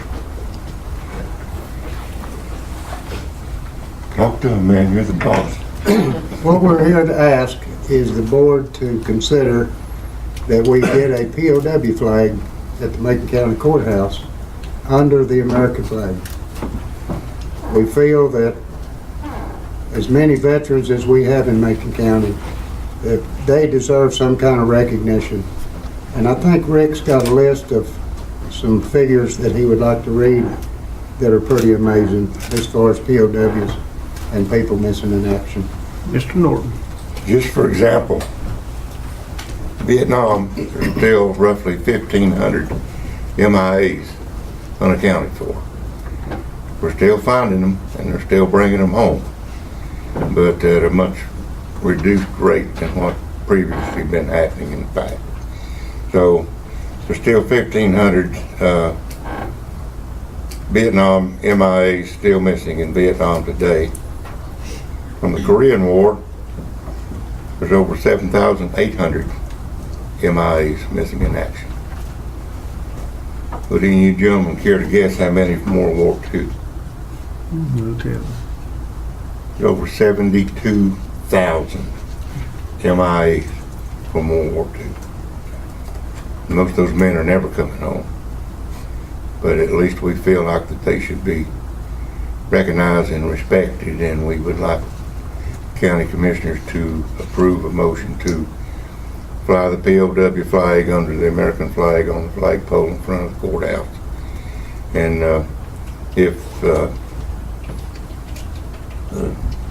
we'll supply the first flag. Well, I was going to try to get them to buy it, but we will supply it. We have a brand new one at the office. We've got a brand new one at the office. The rules state that the flag must, the POW flag, if flown under the American flag, must be no bigger than, preferably a little bit smaller than the American flag. So it would be a smaller flag, but it would be on the same So pole. Rick, make sure we all understand, we got 3 flagpoles outside. Yes, We got do. the American flag. Yes. We have the county flag. County flag and the state flag. Yes. So this one would fly just beneath the American flag. The American flag at a smaller size. Like if the one that's on the pole is 3x5, then you'd put a 2x3 on the pole. Well, But unless you would like to erect a new flagpole just for the POW flag, that would be. Might be something to think about. But we'd be more than happy to have with POW flag flying under the American I had an flag. opportunity to speak in Washington about Macon County and about our veterans, and a lot of different aspects. There's very few counties where we can say we have 12 to 15% of our population are veterans. Of course, we're losing World War II veterans. We lost another local Vietnam veteran today. Yeah. And so I don't know if it requires any discussion or not. Mr. Shields, certainly you have a comment. I'm ready to make the motion to accept this request and move on. Well, let me say this much. Somebody did bring the idea to us to do this, and we'll give that credit where it belongs and who deserves it, and that's Mr. Shields. He brought the idea to us at our VBA office, and we jumped right on board with it and thought that's a great thing to do. Oh, yeah. But he felt like we should come and ask the commissioners to do this. Well, I think as you two gentlemen recognize that we recognize all of our veterans as heroes, and I think this board has proven, and we hope the folks of this county's proven that without our veterans, without all of our veterans, all this other stuff is stuff. So we appreciate it so much. Let me say one other thing to add to that. Now, I've talked to you about your leadership and you being the face of the VBA Chapter 994, and I respect respect that, and I think we talked about this. We want to put this flag up on our Vietnam Veterans Day that ended the war in Vietnam. That'll be March 29th. March 29th. We want to do it that day. Be a very appropriate time to do it, yeah. Right. There'll be a ceremony that day, as they always are, and We'll just play it on that day. Mhm. So, thank you, Rick. Thank you. thank you, Billy. Thank you, Mr. Moore. And just let me make one comment since we're talking about veterans in here. Just to let you guys know it if you don't already, and I think you do know it. Right back there sits the best veteran service officer there is in the entire state of North Carolina. And for you folks that don't know this, it's not something to brag on, but it shows that we were one of 5 counties in the nation, chosen to help start a program to prevent veteran suicide, and that's because not only of our active veterans, but also because of our Veteran Service Office that is well organized and I did mention that in Washington, and we had a lot of questions about that and why we, a little county in West North Carolina out of the nation, was one of 5 chosen. And I told them right quick that not only did we have wonderful veterans, but we had the best Veteran Service Office in the state. And so nobody could agree more, Mr. Moore. I believe one other thing to add to that, BVA Chapter 994 is one of the largest ones in North Carolina. Right or wrong? Right. That's Yeah. right. It started right here also. Yep, It did. It started in Macon County. right in the Ronnie Bill Complex. That's right. That's right. Proud of it. Any further discussion? We have a motion on the floor. Do we have a second, Mr. Hicks? Second. Motion been made and seconded that we honor the request from VVA Chapter 994 to place and fly the POW-MIA flag in unison below the United States flag at Macon County Courthouse. This is submitted by the Vietnam Veterans America Chapter 994 leadership. Any further discussion? If not, all in favor say aye. Aye. Any opposed? Congratulations, gentlemen. Thank you so much. Thank you, gentlemen. Appreciate it. Good idea. Thank you, Billy. Thank you. Thank Mr. Shields for the Yes, sir. idea. That's right, he did. There's got to be a thing for them crowd, Billy. We appreciate it.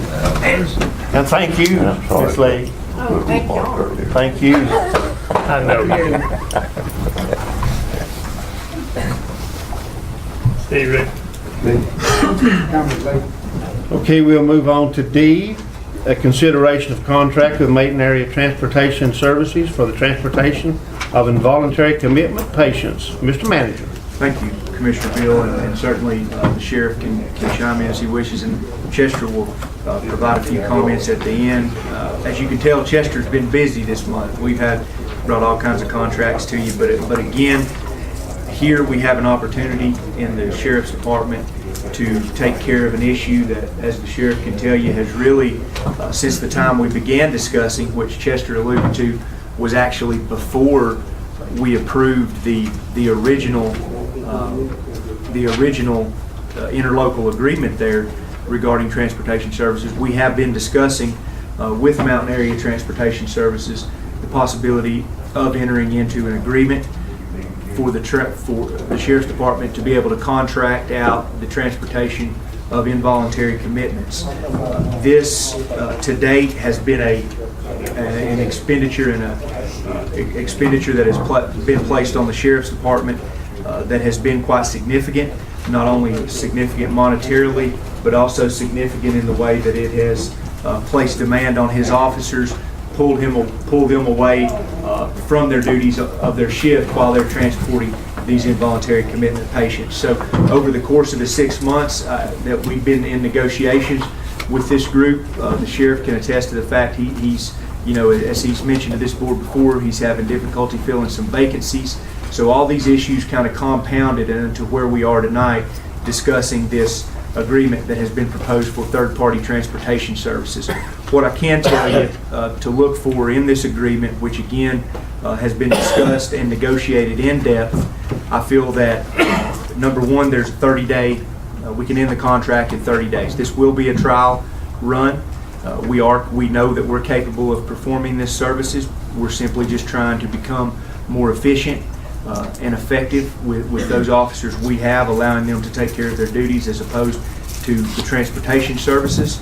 So there is an out if we need to within 30 days. The original term is for a year, and the rates have been negotiated. I took a close look at the rates and have went back and forth with this company to get the rates as we have proposed in this agreement to allow us to basically contract with this provider and not lose any money, not spend any more money than we were spending prior to using our own staff and our own resources. So in doing that, we'll be able to reduce certain areas of the sheriff's operating budget, which we're going towards the transportation of these involuntary commitments to be able to gain enough revenue to put in the contracted services line item to support moving forward with this company. We will be monitoring this closely as we do all contracts to make sure that this company is providing the service as we've expected and as we have discussed in contract negotiations. The company, Mountain Area Transportation Services, currently, I know they have been approved to receive Medicaid payment. Our DSS office uses them in certain circumstances for non-emergent transportation, so they have been vetted through that Medicaid process and the DSS department. Again, the rates are negotiated to a point where have been negotiated down to where we will not lose money by entering into this contract. We can continue without increasing the budget. We can take care of these involuntary commitment transports while being more efficient with the officers we have, allowing them to pull off that and still stay at the same budget. So with that being said, I will, Sheriff, would you like to add anything? You said it perfectly. Well, I think it needs to be said too, Sheriff, that we've had this discussion there again, and Chester can certainly mention this.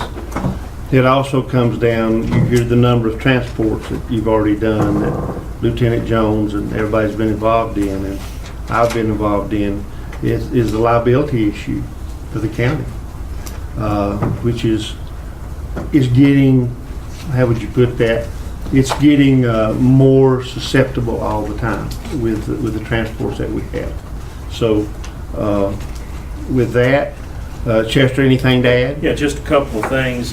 This particular contract is set to end at the end of the fiscal year with understanding that if things have gone well, it would likely be renewed at the beginning of the following fiscal year.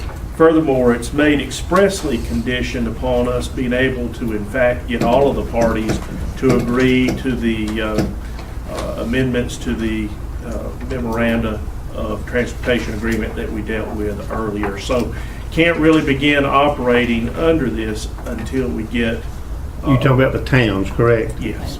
Yeah. And also, I think, while during that same time, the Transportation Services Company, I know you have spoken with their legal counsel, and we have made some changes to their contract. Would this be contingent upon their acceptance as well? Yeah, obviously they have got to agree to the document. They provided us with a pretty good document. I have added some things that I felt the county needed to have and made a few changes. I would be surprised if we have a problem. And this is, and Sheriff, we've had this discussion, is not only Macon County, but many counties are going to go to this transportation. They have to. They're just like us. They don't have the personnel. They can't release the personnel to do it. Jackson County is certainly looking at it. Haywood County and a lot of other counties are looking under the same aspect as Macon County. So with that, any more comment? It's your recommendation, Mr. Manager, that we enter into this contract? You specifically authorize your county manager to sign on behalf of the county at the appropriate time. Based on the manager's recommendation, I move to approve. Second. Motion been made and seconded that we approve the Transportation Services Agreement, giving the county manager the authority to enter into the contract to be reviewed at the end of the fiscal year. Indeed, in the budget process. In the budget process. Any further discussion? If not, all in favor say aye. Aye. Any opposed? Thank you all. Any We'll move idea how on. long that will take? I would say we will be able to get that contract, let them look it over, and get this on the agenda for both towns. We should be able to come back at our meeting in January to approve to fully execute the agreement. In fact, I think we have the authority, unless there are changes, to move forward with them at this point, assuming the two towns. Well, you know approve the towns are memorandum going of to agree. agreement. What do they got to disagree about? We do it all the time for them anyway. Right. Thank you. Yeah, I don't think there's anything that's going to be affecting the towns. I've already talked to both chiefs, and they're well aware Oh, and yeah, supportive. and very Very supportive. Okay, happy to do so. Sheriff, if you'll approach the podium, we have something new that been brought as liaison to the Sheriff's Department. We have discussed this at length. This is concerning the Sally Port out back. This is, of course, the construction of the Sally Port. This is to better safeguard for the officers and for those incarcerated, an entrance, a safe entrance and exit from the Macon County Courthouse during their court days. So, Sheriff, I know you've been working steadily at this, so if you'll fill the board in and your request. What I'd like to do first of all is say, especially directed to Mr. Higdon, I know that he's one that despises us to come in mid-stride and ask for more money. And I apologize for doing that tonight. I'm going to be doing that. In my 18 years as sheriff, we've tried to put good budgets together each year, and I think I can count on about one hand the amount of times that we've had to come in mid-stride. So each time I've apologized when I've done so, and I'll do that again tonight. But I think this is a public safety issue, not only the safety of the public, but also the safety of my officers. And so I felt a need to come tonight. I've discussed it with Mr. Beal as my liaison, as he said. But basically what's happened is we had an individual who came to court and went before a judge, and she was sentenced to time. Sheriff, let me explain to the board, she was not incarcerated at the time. Correct. She came to court, went before the judge. At that time, she was then taken into custody. And as routinely, because we go down stairwells, we handcuffed her in the front. And as the officer got down to the back of the courthouse, the inmate took off running. The officer was unable to catch the inmate, the female, and was gone. We had a massive hunt for her that night. We had an operation that had been planned out for over 2 months that was going to take effect the following day, involving Homeland Security, probation, the sheriff's office, different agencies, and going to homes. So we made it a point as we went to these homes also looking for her, because a lot of the individuals that we were dealing with ran around the same crowd that this girl ran with. And in fact, 18 individuals went to jail that night because of that operation. And during that operation, we were able to obtain lots of information from different people that had been taken into custody who rolled on where she might be, or they had seen her.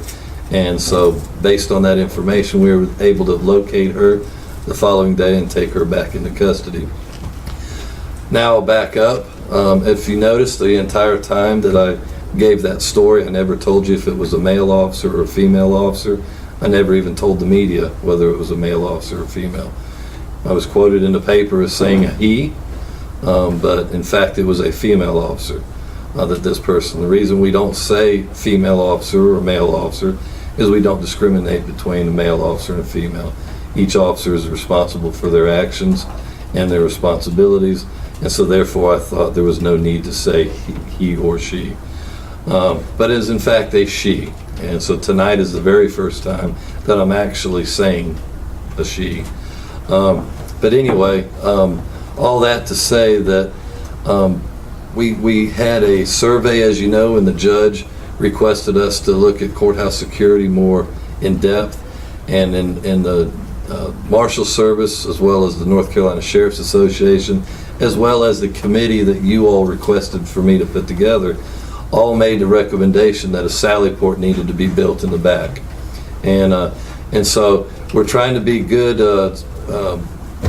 with our funds, with our monies, and so we knew the space needs was taking place, so we opted to wait until that space needs came back and see what the steps were going to be made once that need came back. Well, as you know from reading that, that's one of the recommendations that they have, is that needs to be done. So I'm here tonight.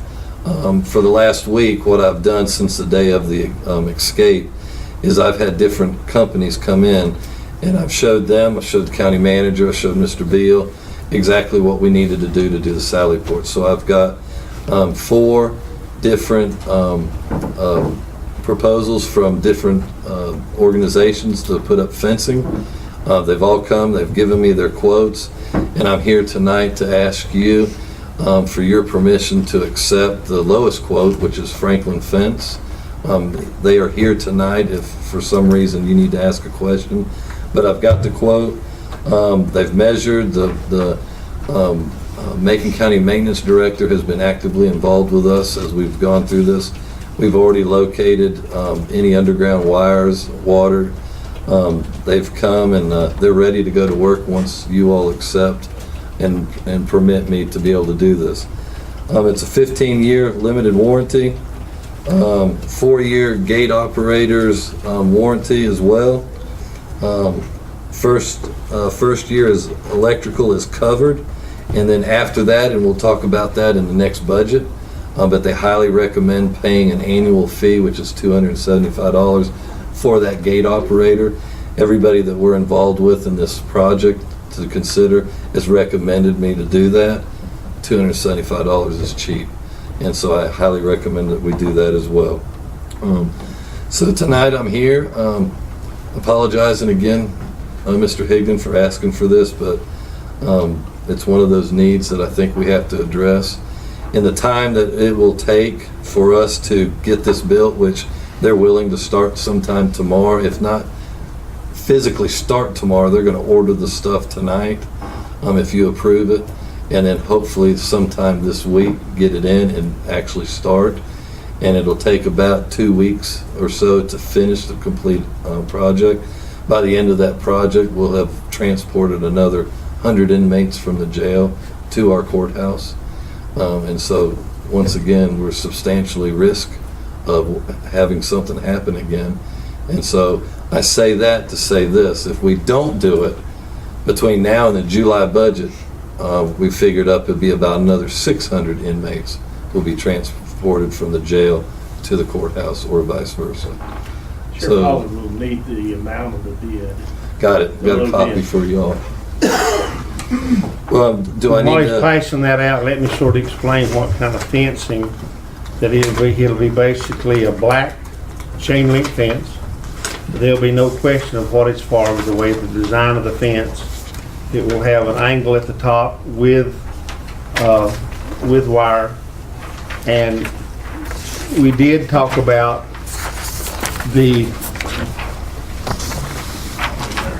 possibility of maybe some wood fencing to make it look more attractive as you go down to the lower level. Got 3 quotes total? I got 5. Okay, good. So the problem with a wood fence, number one, we live in the courthouse is located in a fire district where we can only build an 8-foot tall fence through the town of Franklin, and that has to be under fire retardant material if it's connected to a commercial building. So that throws the economics of the sally port to where we just want to stick with what works. If we do have to disguise it a little bit more, if it's these folks from Franklin Fence will do a great job, and this thing. And here's the thing about it. I mean, we're in the next 2 years, and we all sit here wondering what we're going to be doing with our jail in 2 years. We don't know that. But we're also going to have to be taking in many more juveniles. That has passed and will be law by then. And, you know, all jails are having a problem with runners. That's just it. Any opportunity they get, and we all know that. So, gentlemen, you see in front of you, if you have any questions, we have some representatives from the fence company here. They'll be glad to answer that. We had bids totaling from, you see here, from $40,101 to the highest was $50,000. Right, a little over $50,000. So, any questions for the sheriff? Sure. And or the fence company? We looked at other options, and the problem that we had is we are in the town fire district, and we would have had to, for instance, if we built a wall, we'd have had to have an engineer. We just didn't feel, based on everybody involved with the project, that it was not going to be cost effective. And if we do make a change to this courthouse, it's a lot easier to take down a chain link fence than anything else. And preserve it. Service contract that you mentioned, $275, is that per year or per quarter? I believe that's per quarter. Just wanted to clarify I that. believe it is per quarter. For the purposes of the motion. I can have that answered in about 1 second if I just turned around. I think it's for the year, the people that do our gates. And we'll verify they come that. out We'll every verify quarter and check the tension on the chains. And that's the real deal, because I babysit one all the time. That's not included, the first year's free, right? So we're not. Correct, it's at the end of the year. That's why I said we would discuss that in the July budget. Right. And the warranty on the gate itself, the way I understand it, and since we have the fence company here, if one of Robbie's deputies drive through it, that's a little different deal than, that's not exactly under the warranty. Right. Or And somebody usually- else drives through it. So, and do you want to comment a little bit about the fence? Is it plastic coated? Is it painted black? The pipe, post, hardware is all powder coated. The chain link itself is the vinyl coated. It's a thicker, more industrial type fence, hard to cut, very attractive. Putting black slats in it, privacy slats. And I don't think we'll be having any people incarcerated that'll be jumping over this baby. You have that picture. You have the picture of the fence. Yeah, how long is this thing? I mean, it's got. It goes all the way from the courthouse all the way out to where the arm is now. You know where everybody's parked right out here behind the courthouse? That area will be completely fenced in. And as the courthouse committee and the two other organizations that did their recommendation, the judges and the magistrates and the officers that park back there now have a different location that they will be parking next to where the county manager parks. So you got 185 plus 120. That's the total length of the fence. 185 plus 120, so you're talking 300, little over 300 feet of fencing. No, sir. The over by the other building where the deck is, Corbin building. One higher. Yeah. So nobody can grab the razor ribbon or the barbed wire and hurt themselves. Right. It'll be, there's some 144 inches tall and some 216 inches. Yes, sir. And the purpose of this recommendation is to keep the inmates safe, as well as keep them incarcerated, and to be able to go into the Sally Port. You will then, and I really don't want to say publicly how we're going to be doing the inmates, but they will be going in a separate entrance and exit coming into that Sally Port. Basically, when they leave the secure facility of a fence at the jail, they will be coming back into a secure fence facility and will not have access to the outside. And they'll go into the courthouse. They'll go, and both with the two jailers, or however many jailers are there, but at least two, as well as the new courthouse security. And then when they come out of court, they will come back down, and as they get ready to exit the building with those officers that are already assigned to them, the new courthouse security officers will also be with them, escorting them out to their vehicle. They'll get in the vehicle, in a secured vehicle. Then that gate will open, and then they will be transported back to the jail and go back into a fence that opens up, which is there now. And just a couple more comments. If you remember going back to the original report about courthouse security, this was one of the first things, one of the easier things that we thought we could do. Second of all, if we do have another runner, I don't know what it costs for the search for the other, but I'll assure you that the time you pay the men and ladies overtime, your staff, that we could certainly eat into a chunk of what it's going to I know cost. the money is extremely important, and it's probably the most important thing, but it's a absolute embarrassment to us, and it's a safety issue. Anybody could have got hurt, and we need to do what we can to keep that from happening. This is a one-time thing, though? One-time thing. Another thing that you all probably don't take into consideration, but what you also need to think about is how Macon County has not had a murder at the back of our courthouse is beyond me.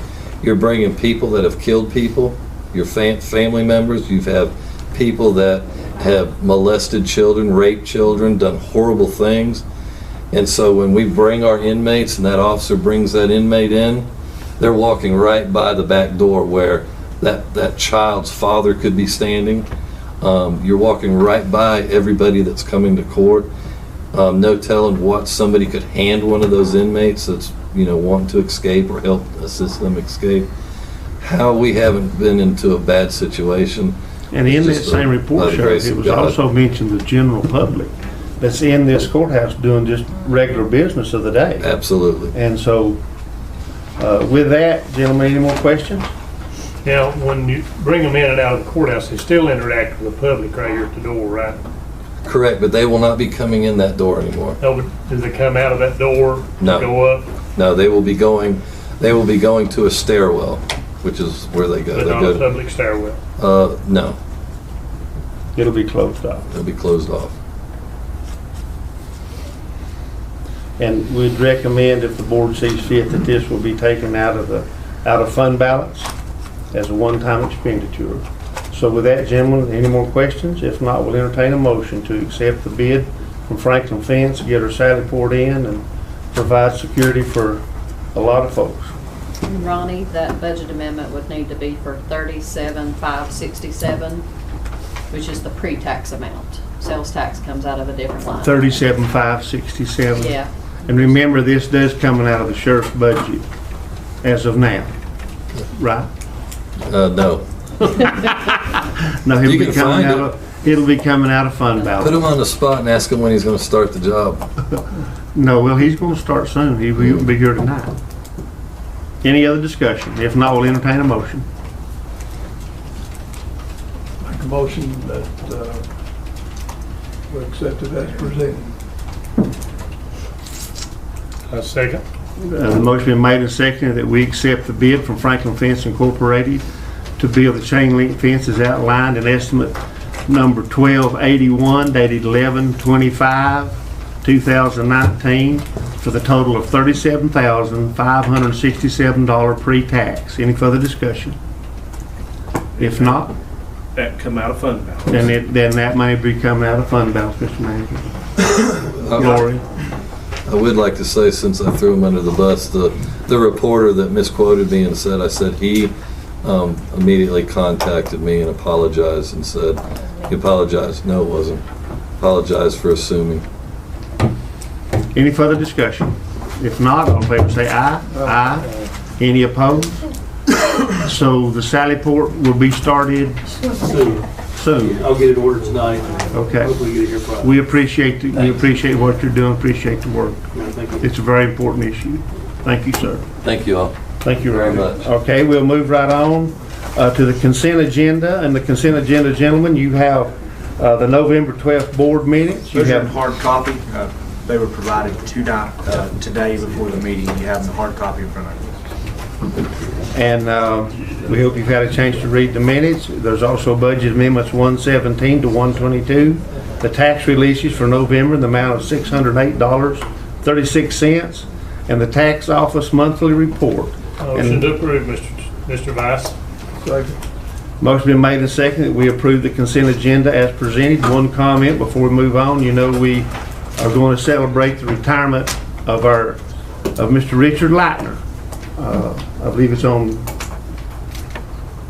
Monday from 1 to 3 at the Carpenter Building, I think, Mr. Decker, is that correct? Yes. So if you can attend, Richard Leitner has contributed over 30 years. Over 35. Over 35 years to Macon County and recognized as one of the top tax people in county government in the state. So please remember that. Any further comment on the consent agenda? If not, all in favor say aye. That passes unanimously. On appointments, gentlemen, we have two sets of appointments. One you have in your agenda, one we're adding. First of all, we have the Macon County Board of Health. The Macon County Board of Health has 2 seats available. And the Macon County, Carmen, would you like to comment? I know you all have met and made 2 recommendations to this board. Any comment from you, Carmen?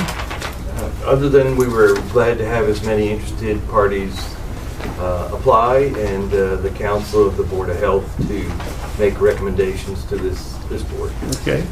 Mr. Higdon is liaison to the board. We have 2. Dr. Foley would be appointed to the general public member slot previously held by Gina Frutrell for a term of January 1, 2020 to December 31st, 2023. Do we have a motion for Dr. Foley? We have 2, right? We just do them one at a time. Oh, are we? Based on recommendation of the Board of Health, I will submit Dr. Foley as the new member of the Board of Health. Second. Motion been made and seconded. We accept Dr. Foley to be appointed to the general public member slot previously held by Jennifer Trail for a term of January 1, 2020 to December 31st, 2023. Any further discussion? If not, all in favor say aye. Aye. That passes, Mr. Manager. Next we have Miss Gosa Tiger, I hope I said Gosa right, would be appointed in lieu of an optometrist previously held in 2016 by Dr. Frank Killian as a general public member allowed by North Carolina Statute 130A-35B. Ms. Tiger's term would be January 1, 2020 to December 31st, 2023, unless a qualified optometrist comes forward to serve on the Board of Health before the end of Ms. Tiger's term. Any questions on that? If not, Mr. Higdon. Motion to approve. Second. Motion been made and seconded. We approve Ms. Gosa Tiger to fill the slot of optometrist Dr. Frank Killian. I guess that's the late Dr. Frank Killian. Is it? No, well, sorry, Frank. Unless a qualified optometrist comes forward to serve on the Board of Health. Any further discussion? If not, all in favor say aye. Aye. Aye.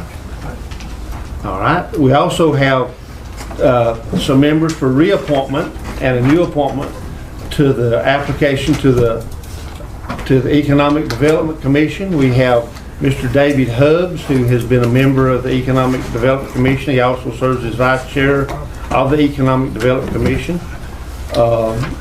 We also have Johnny Mara Knipple. Mr. Knipple serves as Chairman of the EDC Board.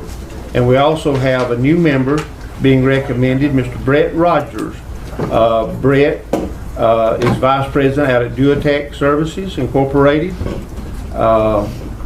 And you can read,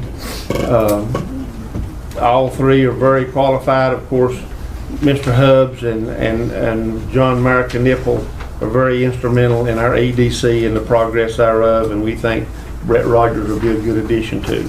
Motion to approve, Mr. Vice. Second.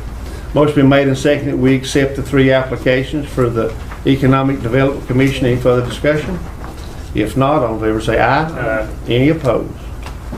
Gentlemen, that completes the agenda as presented. Anything else, Mr. Manager? Closed session to preserve the attorney-client privilege.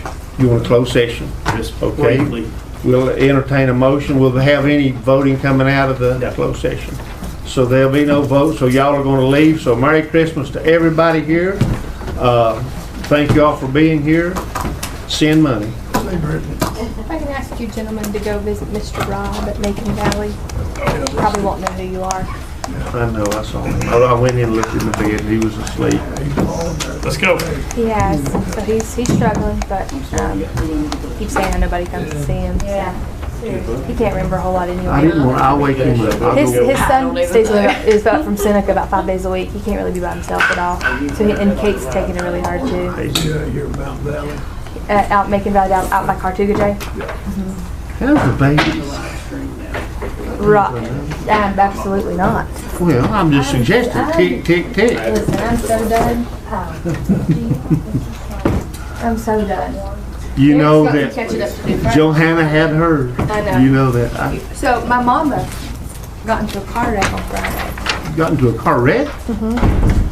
And Matt saved my niece's life. Out in Jackson. Mike. Matt happened to be driving by.